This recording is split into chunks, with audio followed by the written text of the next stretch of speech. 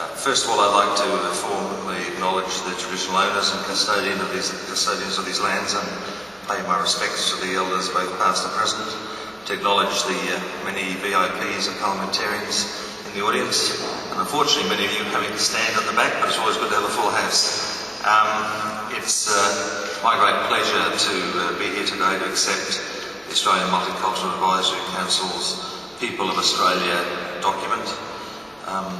It's also a great opportunity to be in this particular institution. I had a quick look in the ship just before we started, and as a £10 pom, it started to bring back memories.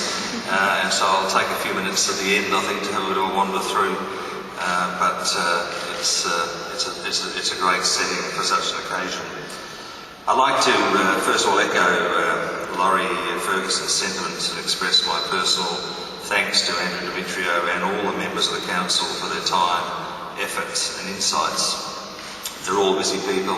They're all people who make a huge commitment in their own fields of expertise. And as I stressed them when we asked them to take on the role, we didn't want patsies, we didn't want yes people, we wanted people who had something to contribute. And that, I think, has been reflected in their work. It also probably meant Andrew's job was a little harder because they all have strong opinions and something to say.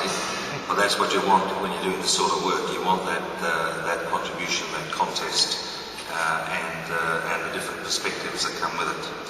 I believe today marks a new chapter in the history of multicultural policy, because multicultural policy must speak with a broad voice and should benefit us all. This is a document about all Australians and for all Australians. The work of this Council takes a practical approach. It is a statement for this century. It's concise and accessible and goes to who we are and what we value. The themes of AMEC's policy and the substance of its recommendations sit across multiple areas of government. However, this statement is only the first step in a robust body of work that AMEC has been asked to deliver to government. The statement is important, but the work that follows it is equally as important. It is the reason why Laurie Ferguson and I will be recommending to the government that the committee be reappointed for another 2 years of work, and we've asked the members of the committee to continue. Got to be careful how I phrase this, because I suspect it's got to go to Cabinet, but we have asked Andrew to continue, and he's indicated he will, and if I get rolled to Cabinet, Andrew, I apologise. I'm sure it won't be a problem, but I'm very pleased that he's agreed to continue, and we'll be looking to reappoint the members of the Council as well, because as I say, we see this as a beginning, not an end. We are looking for the Council to work with the Department and other government agencies to translate the type of strategies outlined in the statement into government policy, to turn things into practical outcomes. And over the course of the AMEC's next term, I've asked them to assist with the development of a long-term strategy for increased settlement in rural and regional locations and high employment areas. We need to ensure that people settle in communities where they find a job, rather than settling in communities where they are destined to join the job queue. People who come to Australia, be they refugees or migrants, want to integrate and to contribute. The government needs to work to identify those opportunities. I've also asked the Council to identify policy initiatives that work at the neighbourhood level to strengthen local communities, the sort of work that Laurie was talking about. In every street in Australia, families should be able to depend on their neighbours, have their children play in safety, and to know that a helping hand will be extended to all. Government needs to support the conditions that nurture trust, community goodwill and participation. People of Australia is the title that I think invites reflection. For a large part, we are a nation comprised of people who have chosen to be Australian. 45% of all Australians who are born overseas or have at least one parent who was born overseas. Whether this generation or 5 generations ago, our families committed to this nation and its ideals. We are a land of 22 million. We speak about 400 languages and identify with more than 270 ancestries.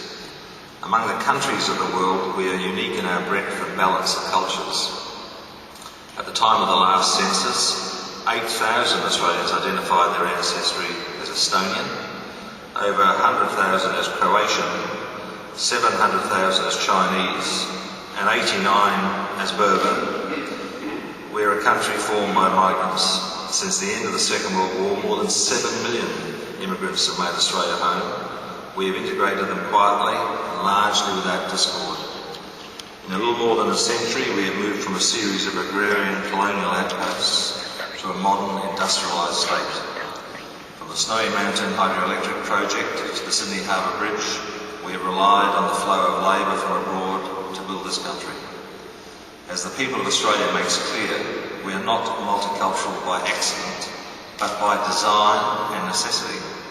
It was Australia that called for industrious families to help bolster our workforce, farm our land, fill our factories and run our ports. This is a statement that reminds us we are multicultural by fact and by intention. It is the character of our composition, it is a product of the way we have built this nation. That we should have in place policies to promote our multicultural status seems beyond question in this day and age.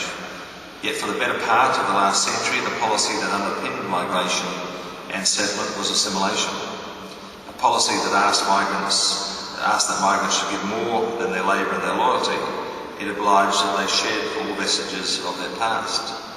A white Australia policy would ensure migrants looked the part, and assimilation would make them indistinguishable from the social norm. Of course, by the end of the 60s, the contradictions and tensions of discriminatory strategies saw those policies begin to unravel. Historians will always argue cause and effect, and we've had enough of the history wars in this country. Was it the economic imperative to broaden our source of labour, or the changing social climate? But whatever the trigger, policies that go against the core values of a democratic nation are never sustainable. It is telling that the end of the White Australia policy came shortly after